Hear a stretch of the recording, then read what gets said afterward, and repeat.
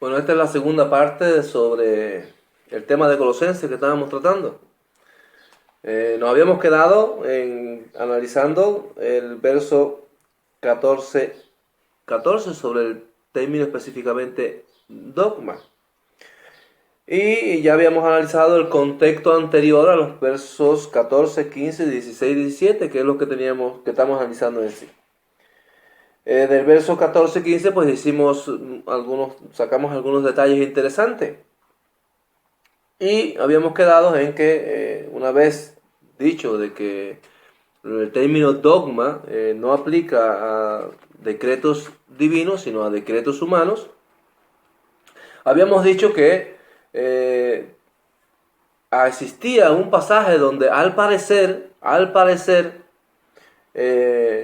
el término dogma es utilizado para referirse a decretos divinos.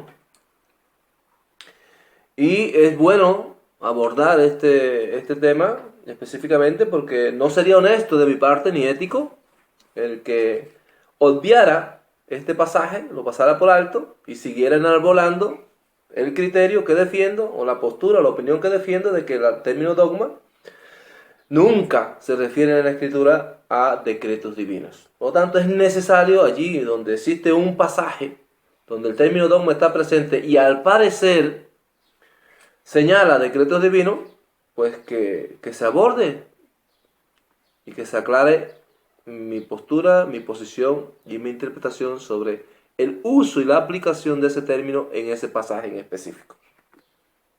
Así que el pasaje en específico lo encontramos en Hechos. Decíamos en el otro video de que íbamos de nuevo a traer a colación a Hechos 15, porque en Hechos 15 teníamos que analizar tema de la utilización del término dogma. En realidad se utiliza en el capítulo 16, verso 4, pero refiriéndose a lo que sucedió allí o a lo que se decidió allí en Hechos 15.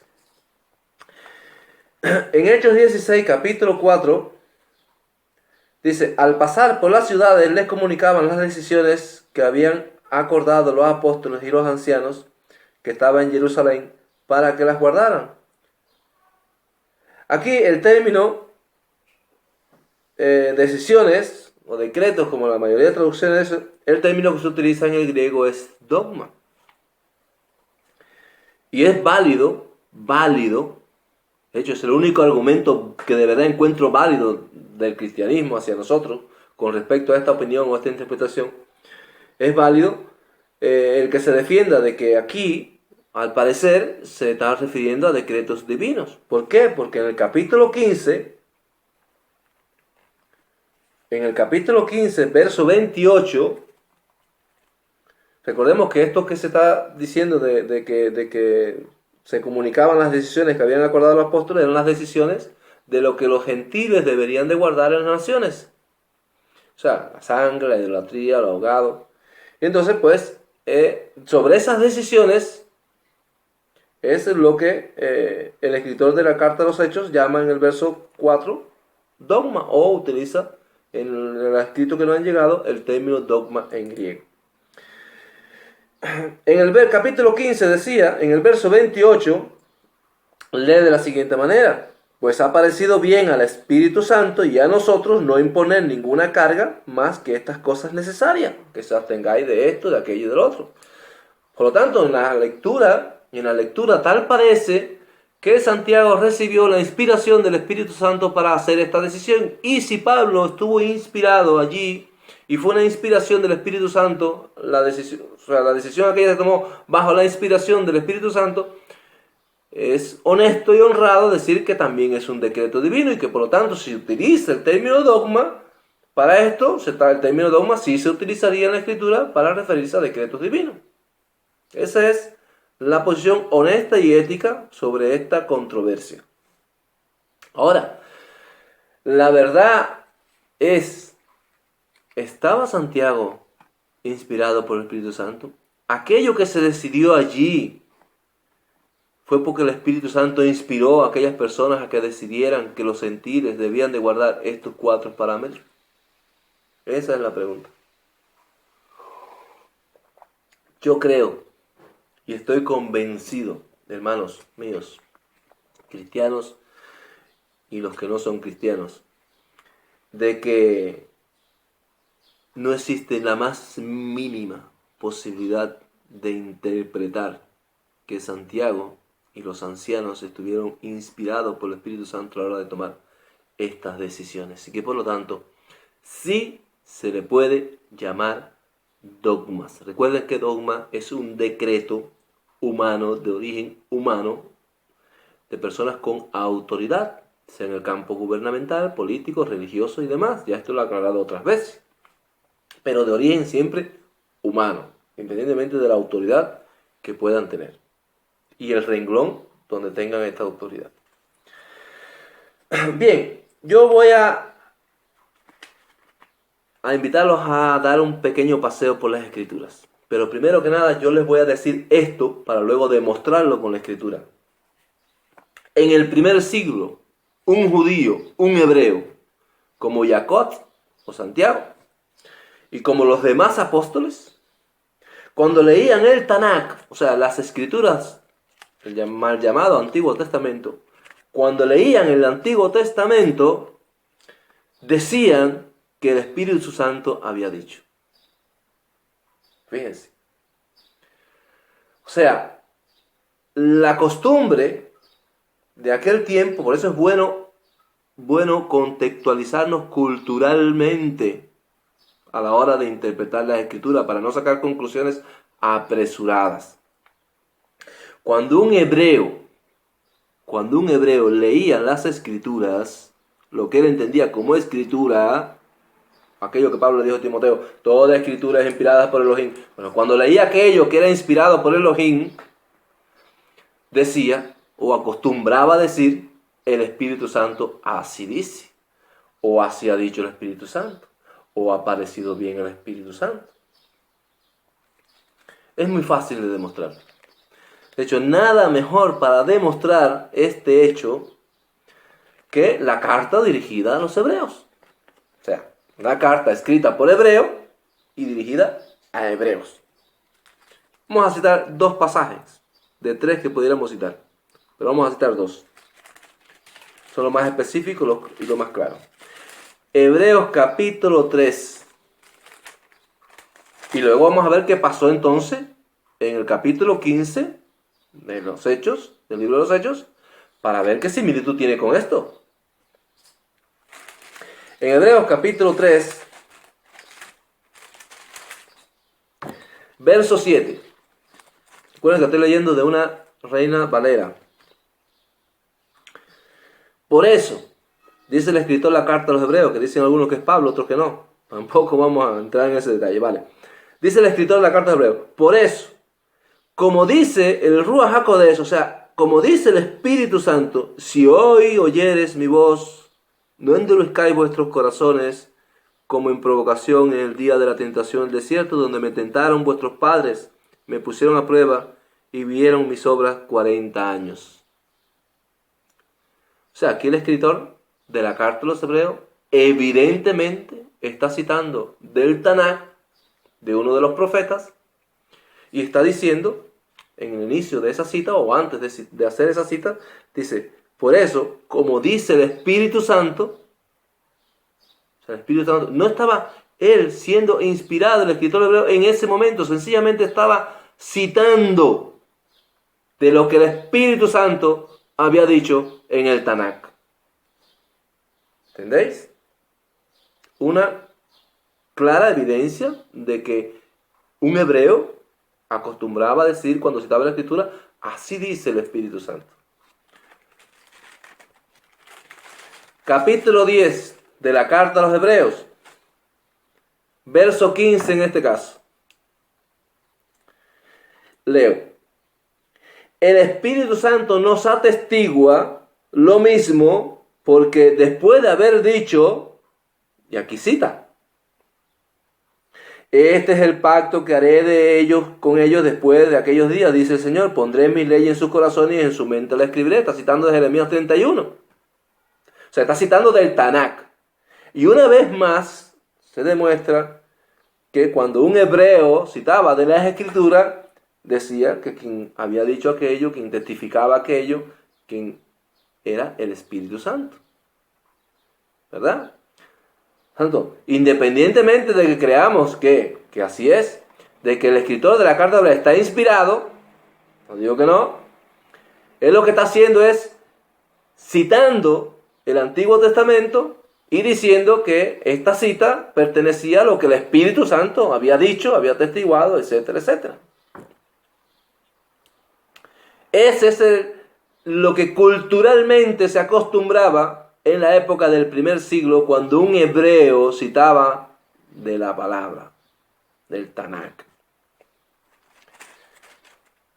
Una vez evidenciado esto, vamos a Hechos 15 y vamos a ver qué se hizo en Hechos 15.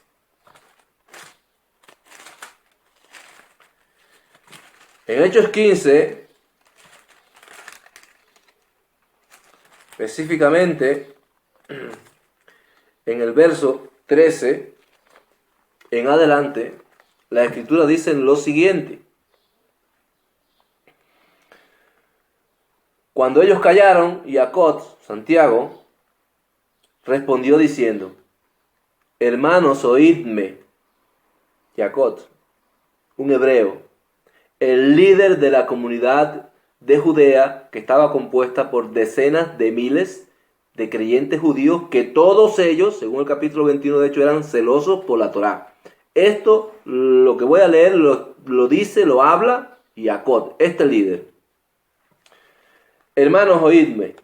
Simón ha contado cómo Elohim visitó por primera vez a los gentiles para tomar de ellos pueblo para su nombre. Y con esto concuerdan las palabras de los profetas, así como está escrito.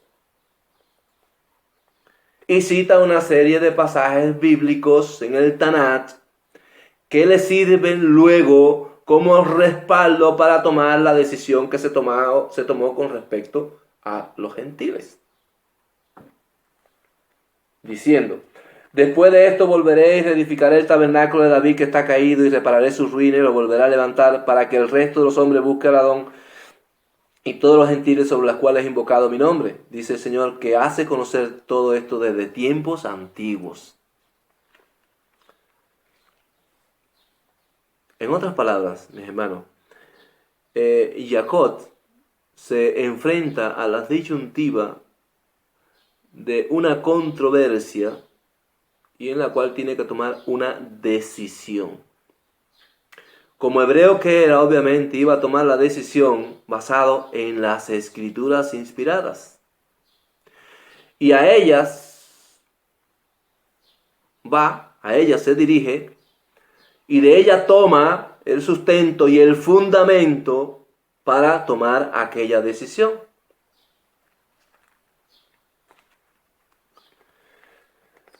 Vamos a otro detalle interesante. En el verso 19 dice: por lo cual yo, Jacob, yo, humano, mucha autoridad, mucho respeto hacia él, por su labor, por su trabajo, por su ministerio, pero un humano, no es Dios, ni es Mashiach. Por lo cual yo juzgo, o yo decreto, que no se inquiete a los gentiles que se convierten a Elohim. Una decisión, vuelvo y reitero, tomado de lo que el Espíritu Santo había dicho, o lo que el Espíritu Santo respaldaba mediante las escrituras inspiradas e encontradas en el Tanakh. Jacob no estaba siendo inspirado. Lo que allí se decide es una decisión humana con respaldo en las escrituras. Y es por este hecho que el término griego en el capítulo 16, verso 4, es entendible que sea dogma. Porque Jacob, junto con los ancianos y junto con los apóstoles, todos hombres de autoridad dentro de la Cajal, dentro de la Kehilá, dentro de la iglesia, decretan que los gentiles no se les inquiete. Calmaos, que guarden estos 4 parámetros. A fin de cuentas, dice Jacob, Moshe es leído en cada Shabbat en todas las ciudades, Y allí pues iban a seguir aprendiendo. Pero por el momento que no se inquieten los gentiles. Solamente que guarden estos 4 parámetros. Con esto de Moshe es interesante porque los hermanos cristianos, no, solamente tiene que guardar 4. Hermano cristiano que defiende que solamente el gentil debe guardar 4 parámetros. Dentro de estos 4 parámetros, ¿dónde está el principio divino de honra a tu padre y a tu madre? Aquí no está. Esto significaría entonces, si solamente los gentiles son salvos guardando estos 4 parámetros, que un gentil puede maltratar, deshonrar, humillar, pisotear a su padre y a su madre y aún así ser salvo. Porque a ellos no se les exigió este parámetro para que fuesen salvos. O sea, de obediencia, ¿verdad que no? Otro. Aquí en estos 4 parámetros no aparece en un principio ético y divino: no robarás. Le dice Pablo que los ladrones no heredarán el reino de los cielos. Y se lo escribe a los gentiles. Y en Revelación también lo dice. Entonces, hay que entender que esos 4 parámetros eran un principio. O sea, son permitidos y son aceptados dentro de nuestra comunidad de Israel. Cuidado. De Israel, guardando solamente estos 4 parámetros. Porque Moshe es leído cada Shabbat en las sinagogas. Seguiréis aprendiendo que no debéis robar, seguiréis aprendiendo que debéis honrar a padre y madre, seguiréis aprendiendo esto, aquello, lo otro. Pero en principio, no se le inquieta a los gentiles, dejarlo tranquilo, que viene, imagínate tú vienes sin Torah. Ese es el punto. Digo de Israel, me estoy desviando un poquito del tema. Ya dije que no era como Pablo, que Pablo es más centralizado. Con el tema de Israel, digo, los gentiles venían a formar parte de Israel, porque recordemos que Jacob o Santiago se fundamenta para tomar su decisión de lo que las escrituras en el Antiguo Testamento decían. Y entre otras cosas, el Antiguo Testamento decía, o lo que se cita allí, y lo que se coge como respaldo para esa decisión, es esto: después de esto volveré y reedificaré el tabernáculo de David que está caído, y prepararé su ruina y lo volveré a levantar. Jacob entendió de que los gentiles formaban parte de esta restauración de la cabaña de David que estaba caída, del reino de Israel dividido en 2 grandes reinos.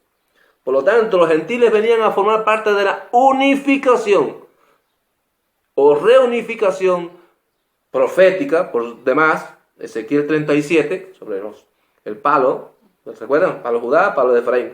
Se hacen uno solo en la mano del Eterno. Bueno, pues vienen a ser parte de la reunificación de esta cabaña o este tabernáculo de David que había sido caído. Entendamos eso, que eso es importante. Aunque nos salimos un poquito del tema, esto. Conclusiones. Dice Jacob, por lo tanto, yo juzgo. En el verso 19, yo juzgo. Luego, en el verso 28, dice, pues no ha parecido bien al Espíritu Santo. Ya sabemos lo que significaba el parecer bien al Espíritu Santo, que tenía un respaldo escritural, que esa decisión tenía un respaldo escritural. Parece bien, y a nosotros, ¿quiénes somos nosotros? Capítulo 16, verso 4 del libro de los Hechos.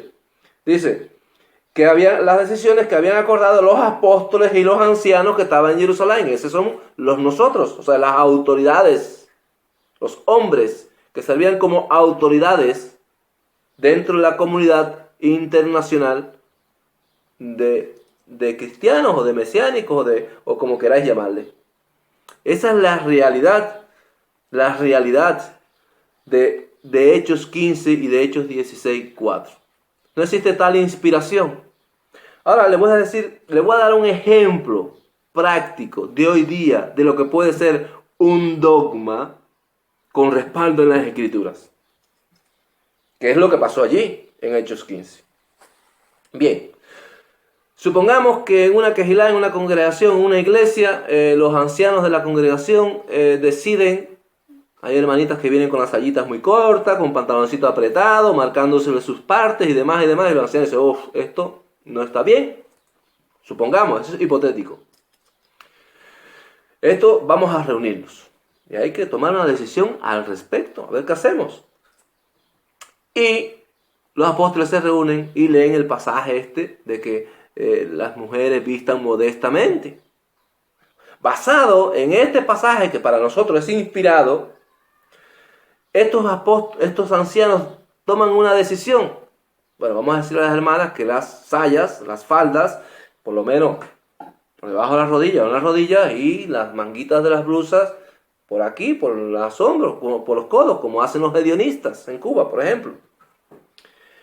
Bien, esta decisión que los ancianos toman no es un decreto divino, es un decreto humano respaldado en las Escrituras, con respaldo en las Escrituras. O sea, basado en lo que dijeron las Escrituras, estos hermanos toman una decisión para decretar de qué forma o de qué modo se deben de vestir las hermanas dentro de la quejilá, en el culto. Y toman la decisión que esa vestimenta debe ser así, con estas características.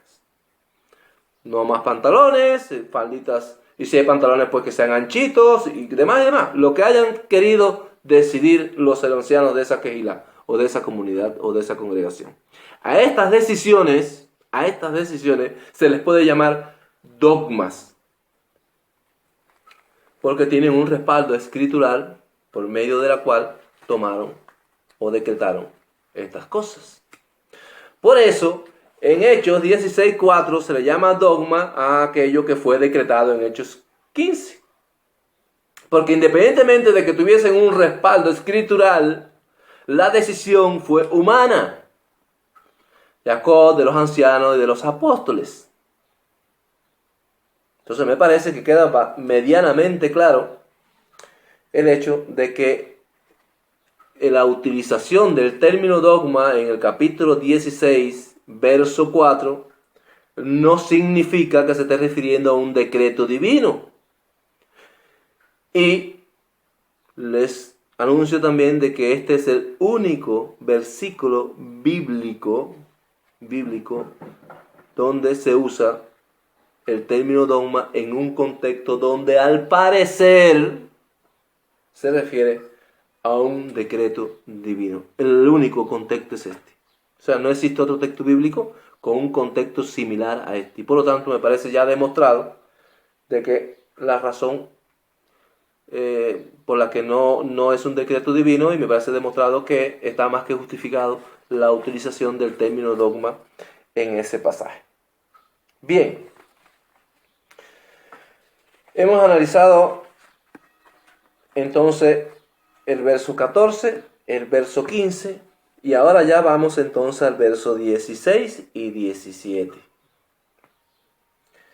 Por tanto, la frase que yo ya he repetido en mi otro anterior video, por tanto, la palabra por tanto, la frase por tanto, implica que todo lo dicho anteriormente tiene como meta, como conclusión, llegar a este lugar y decidir algo.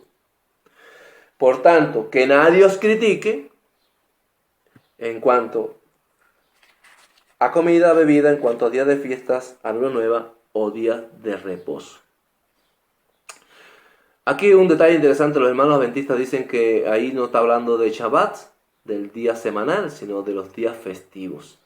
Y hacen toda una, no sé cómo llamarle, bueno, la cosa que intentan justificar este hecho incluso por la idiomática griega. La idiomática griega, la palabra que hay es Shabbatón, y la palabra Shabbatón sí está en la Torá, en la Septuaginta, para referirse al Shabbat semanal. Por lo tanto, aquí obviamente no solamente está incluido el Shabbat semanal, también los otros. Pero no se puede excluir el Shabbat semanal de todos estos Shabbat. Bien, por tanto, nadie os juzgue. En el contexto ya hemos visto cuál era el tema y por qué se juzgaba y quiénes juzgaban. Pero hay que admitir que mirado así sin leer los contextos, hay dos opciones de interpretación. O sea, o bien Pablo está diciendo a los colosas, nadie os juzgue por no observar estas cosas, o sea, nadie esté señalándole porque no guardan Shabbat, que nadie les critique porque no guardan festividades, que nadie les critique por esto y que nadie les critique por lo otro. O, existe la otra opción, la segunda opción, o Pablo está diciendo que nadie os critique por observar los Shabbat, por observar los Rojodesh, por observar esto y por observar lo otro. Existen dos opciones interpretativas. ¿Qué define a qué opción interpretativa es la correcta? Pues el contexto. Y ya en el contexto hemos visto quiénes eran los que criticaban, por qué criticaban, porque no estaban completos, porque no estaban impuros, porque no esto, porque no lo otro, y ya sabíamos y identificamos a las personas que hacían este tipo de crítica. Tanto los colosas, en este caso la interpretación correcta es que los colosas estaban siendo criticados por los judíos que le decían, oye, tú no estás circuncidado, tú no puedes observar Shabbat. Espérate, tú no estás circuncidado, ¿qué haces celebrando Pesa? Tú no estás circuncidado, tú no puedes adentrarte en la cultura hebrea. Tú no estás circuncidado, tú no perteneces al pueblo de Israel, por lo tanto a ti no te pertenece esto, ni aquello, ni lo otro. Eso es lo que sucedía en Colosas. Los colosenses estaban siendo criticados y juzgados por observar estas cosas. Y el judaísmo ortodoxo, creyente en Mashiach, los fariseos, decían, no, a ustedes no les corresponde. Ustedes aún no están completos. Y Pablo llama a estos conceptos que manejaban aquellos hermanos fariseos, rudimentos del mundo, tradiciones de hombre, filosofías y huecas sutilezas. En el verso 8. Bien, aquí hay una cosa preciosa también y que los hermanos cristianos escriben con mucha facilidad. Todo lo cual es sombra de lo que ha de venir, pero el cuerpo o la realidad es de Mashiach. Y aquí dice, ¿te das cuenta? Esto es sombra. Estamos en la realidad. ¿Qué hacemos en la sombra? Uno de los más graves errores que cometen nuestros hermanos cristianos es precisamente pensar de esta manera. Miren, la sombra es la evidencia de que la realidad existe. Se los repito. La sombra es la evidencia de que la realidad existe. Si la realidad existe, tiene que tener sombra. Si no, no existo. Por lo tanto, en primer lugar eso. Toda realidad tiene sombras. Eso en primer lugar, que se saca de aquí. Y en segundo lugar, estas cosas que menciona y enumera Pablo en el verso 16, dice, de lo que ha de venir, es sombra de lo que ha de venir, no de lo que vino. Por lo tanto, Pablo no puede estar diciendo, no observéis la sombra. Todo lo contrario, está diciendo, observad la sombra. Porque esta sombra es la sombra de la realidad que es Mashiach, de lo que ha de venir. Mientras yo esté en esa sombra, estoy en la realidad y esperando que esa realidad llegue a mi vida. ¿Celebrando qué? Las festividades, todas ellas, el Shabbat, alimentándome como es debido, los Rojodesh que inician los meses hebreos originales. Todas esas cosas son sombra de la realidad que habrá, que tiene que venir, que está aún en el futuro, no que vino.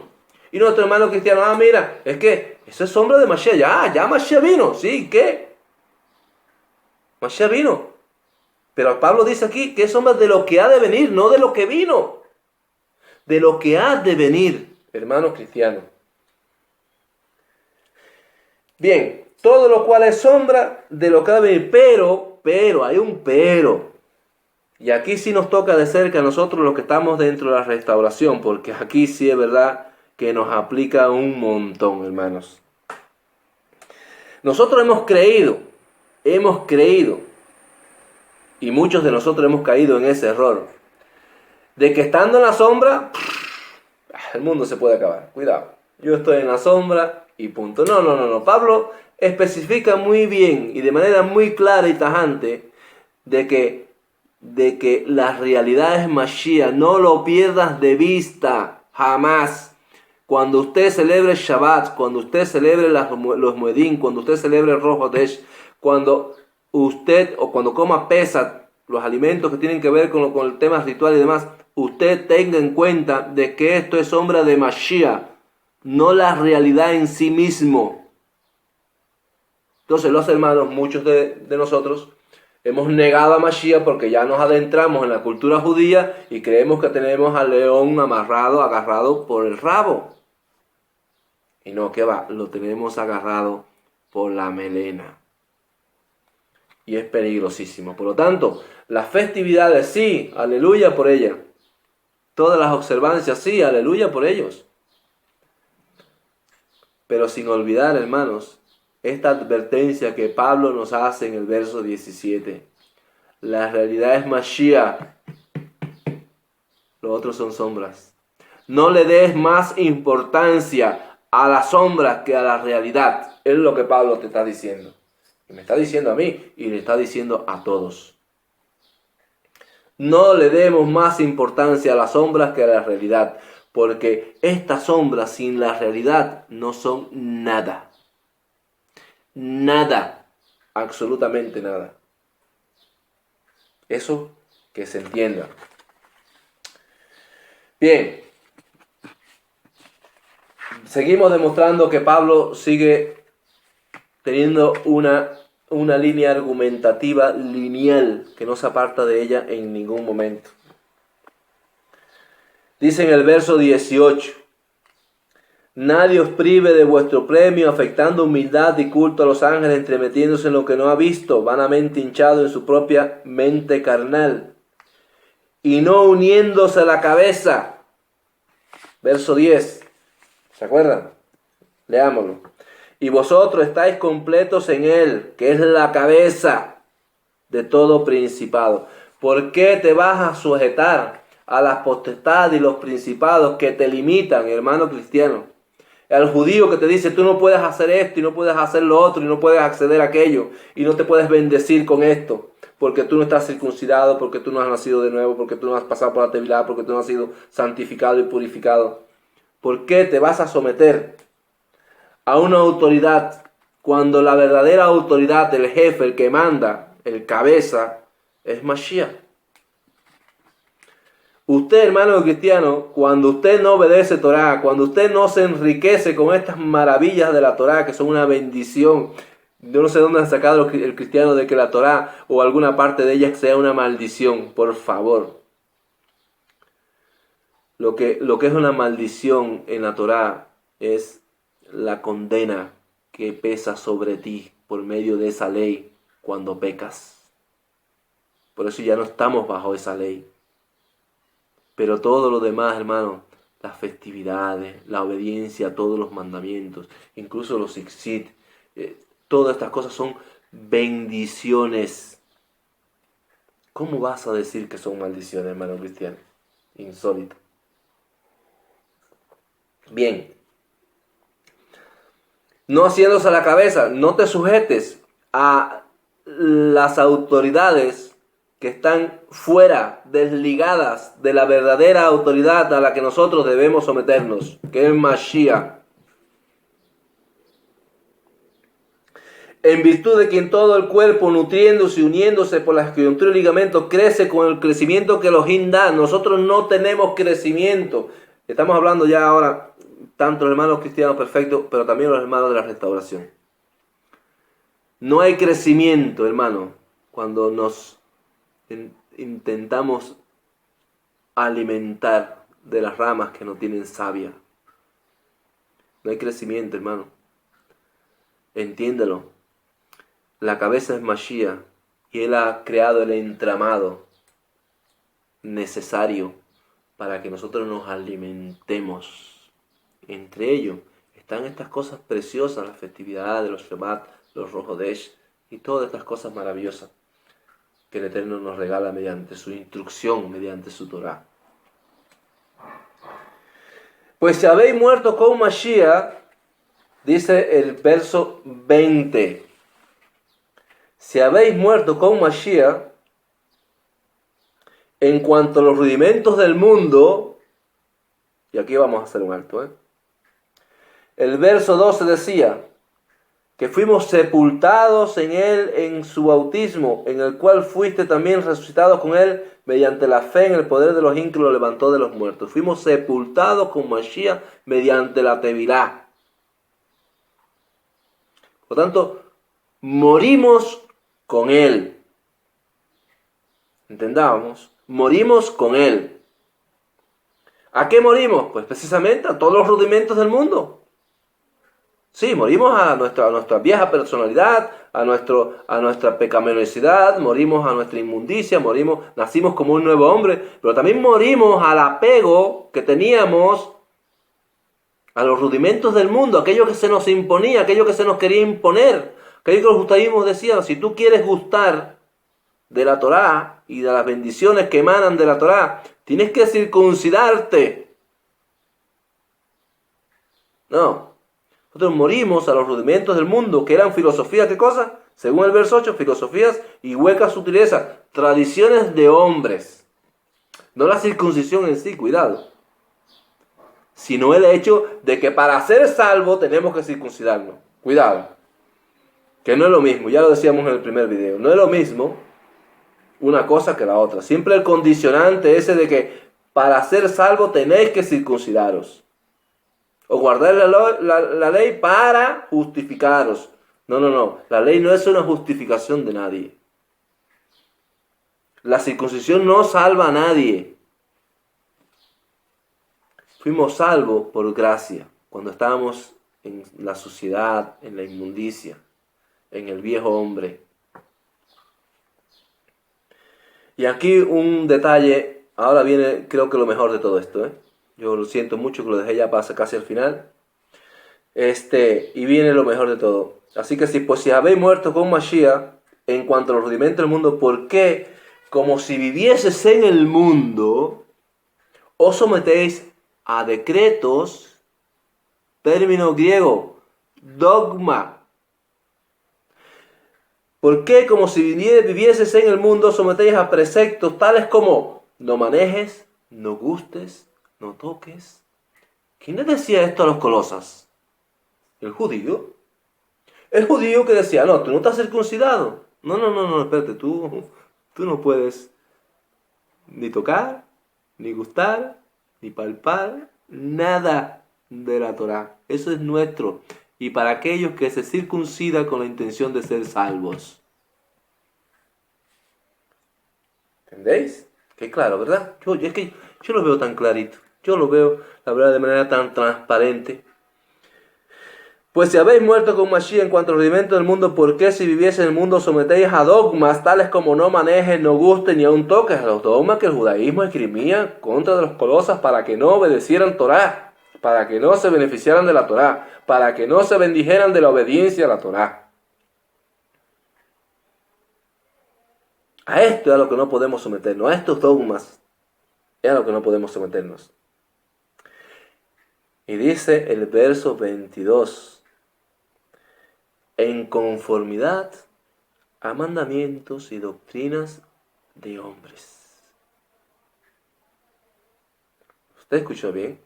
Yo le voy a decir lo que eso significa. Esto significa que la palabra, el término dogma, Pablo mismo se encarga de definir a qué aplica. Y dice que estos dogmas están en conformidad a mandamientos y doctrinas de hombres. O sea, son mandamientos y doctrinas de hombre. Se definen como mandamientos y doctrinas de hombre. El término dogma se aplica a mandamientos y doctrinas de hombre, a decretos humanos.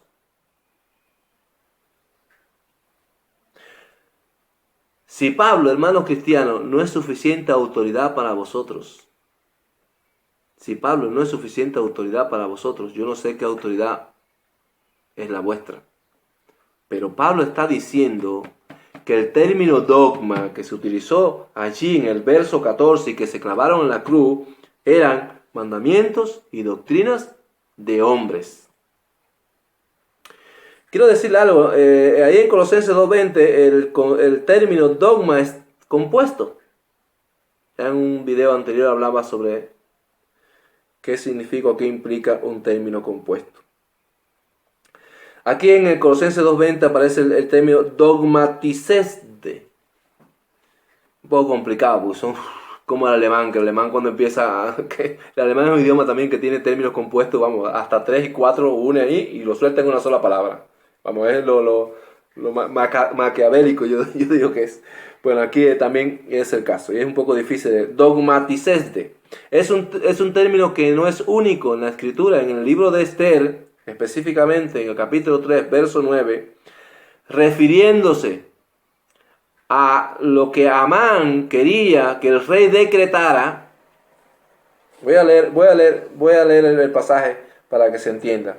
En Esther 3:9 se lee: si parece bien al César que se dicte un decreto, ahí la palabra es la misma de Colosenses, en otra variante, dogmatizato, para exterminarlos.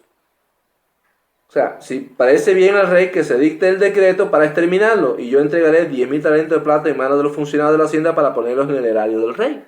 O sea, Amán, el Rasha, Amán, el malvado de Amán, quería que se decretara, hiciera un edicto, en este caso, para exterminar a los judíos. El término que allí se utiliza es el mismo que se utiliza en Colosenses 2:20, dogmatizado, en otra variante. Pero bien, el mismo término. Si usted va a la referencia del diccionario, en el diccionario tiene el término, ahora no me acuerdo, pero bueno, usted busca la referencia de ese término y esa referencia es la misma que aplica en Colosenses 2:20, la misma que aplica en el libro de Esther, capítulo 3, verso 9. O sea, para que no quepa duda. Bien. Entonces debemos de concluir que Pablo mismo es quien define qué es un dogma. No busquemos más vueltas. Pablo le pone el puño al tema. Pablo termina toda discusión posible con el tema este del término dogma y qué es un dogma. Pues un dogma es eso, un decreto, un mandamiento, una doctrina de hombres con autoridad, porque estas personas que decretaban a los colosenses, tú no puedes gustar, tú no puedes palpar, tú no puedes disfrutar de esto, tú no puedes bendecirte de esto, por esto, por aquello, por lo otro. Pues eran personas con autoridad. Sí, con mucha autoridad. Miren, fíjense si tenían autoridad, que eran capaces, oye, el mismo Mesías los define como la máxima autoridad y les profetiza en el capítulo 21 de Mateo. Un detalle también sumamente interesante, un pasaje que los cristianos acostumbran a tergiversar, torcer, descontextualizar, manipular y todo lo que se pueda decir sobre este tipo de cosas. Bueno, pues los cristianos hacen con este versículo del capítulo Mateo, del capítulo 21, verso 42, 43 y 44. Estamos hablando de autoridades, recordemos, ¿no? Las autoridades que Mashiach derrotó en Colosenses 2:15. Dice el verso, después de dar toda una serie de parábolas y demás, dice el verso 42 del capítulo 21 de Mateo. Jesús les preguntó: ¿nunca leíste de las Escrituras, la piedra que desecharon los edificadores ha venido a ser cabeza de ángulo? El Señor ha hecho esto y es cosa maravillosa a nuestros ojos. Está citando de la Escritura. Edificadores. Por tanto, dice Mashiach, os digo que el reino de Elohim será quitado a vosotros. El reino de Elohim será quitado a vosotros. La autoridad, la jerarquía que tenéis, para la cual fuiste llamados y nombrados, le será quitado a vosotros y será dado a gente, a pueblo que produzca los frutos de él. Y dice el verso 44, el que caiga sobre esta piedra será quebrantado y sobre quien ella caiga está desmenuzado. Aquí los hermanos cristianos se dirán, Israel. Míralo ahí, está claro. Sabemos por el contexto de Mateo que es imposible, pero independientemente de todo el contexto que es, vamos, una evidencia enorme para demostrar que no se está tratando de Israel, que se está tratando del liderazgo de Israel, saduceos, sacerdotes, fariseos y demás.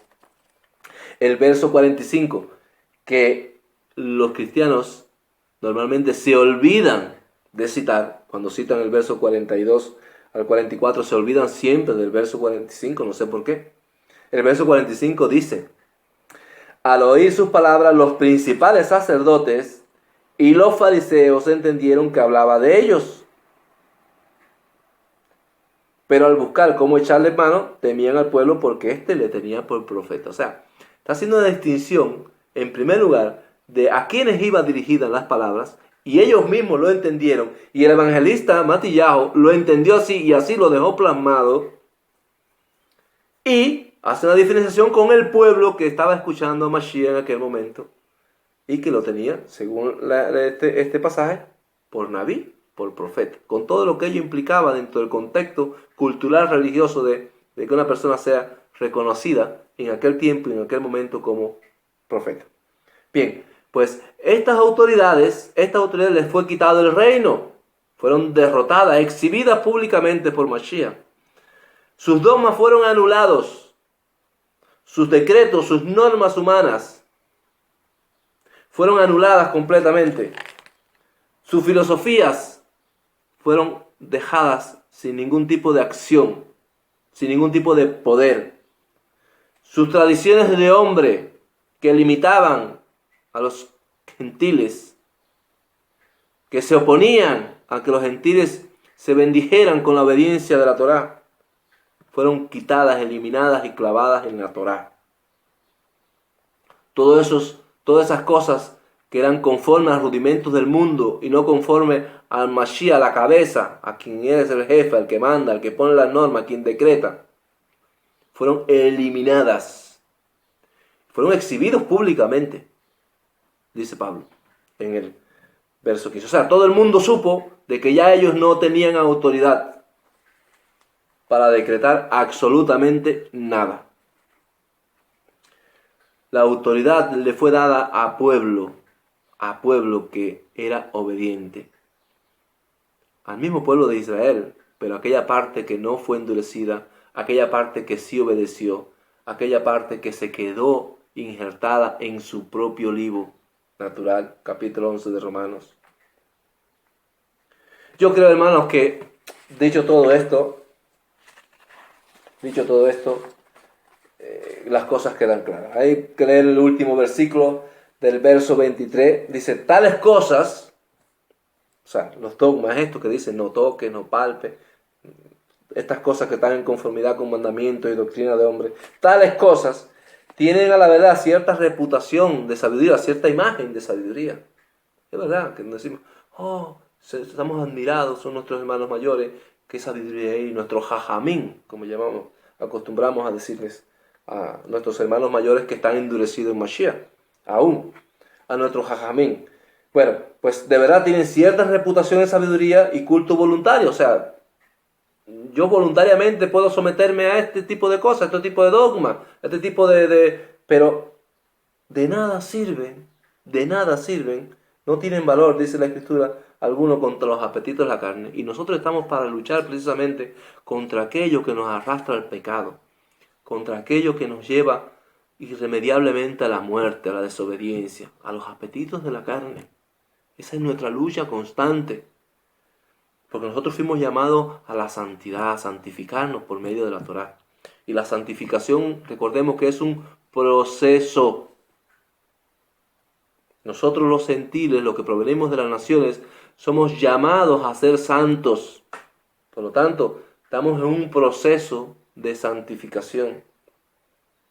Pablo es quien lo dice, no yo.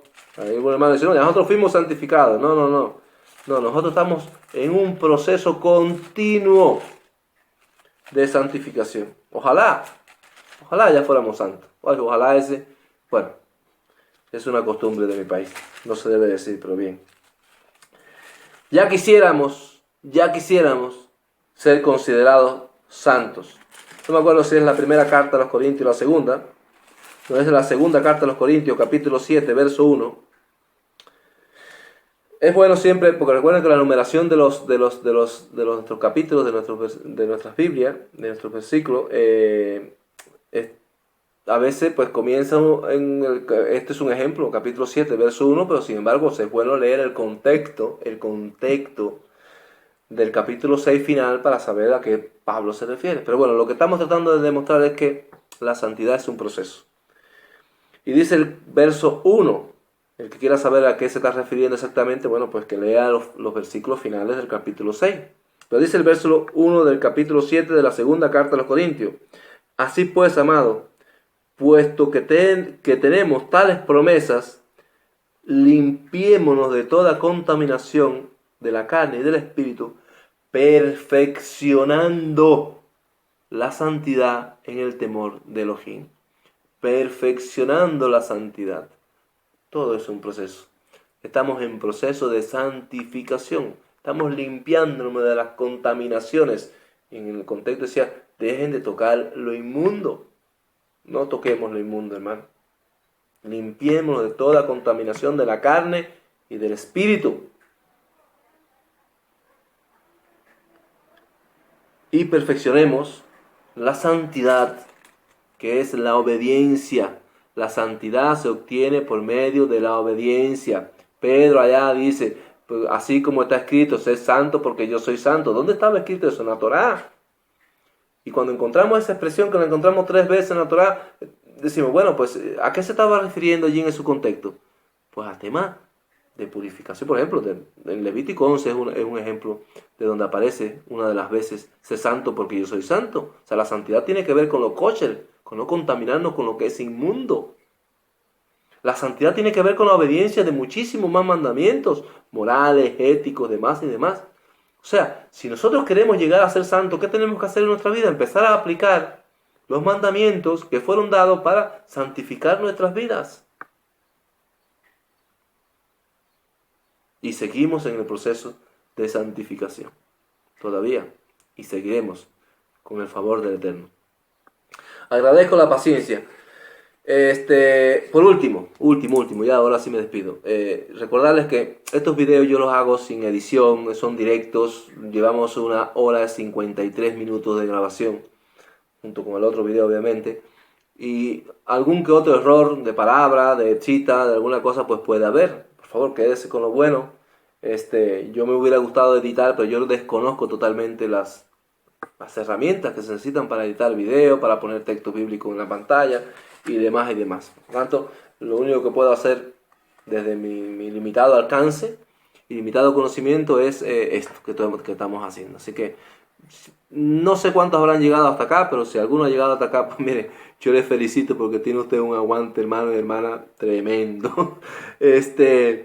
Gracias a todos por estar ahí, por haber visto lo que haya sido, aunque sea un pedazo y demás. Me siento bien y contento de haber podido compartir por fin este tema que había sido prometido hace tanto tiempo y por fin haberlo desglosado de esta manera que lo he desglosado. Creo que me han quedado muy pocas cosas por hablar, por tratar sobre este tema, y de verdad que sean muy bendecidos, que sigáis escudriñando la escritura, tened en cuenta que esto es valorativo, todo esto es para enriquecernos, para ver matices, detalles que sirvan para sumar siempre y nunca para restar ni para dividir, jamás. Recordemos, la pluralidad de pensamiento, de opinión o de criterio no divide, sino que enriquece. Casi estamos terminando el Shabbat. Shabbat Shalom y Shavuot Tot para la próxima semana. Que tengáis una bendecida semana. Shalom.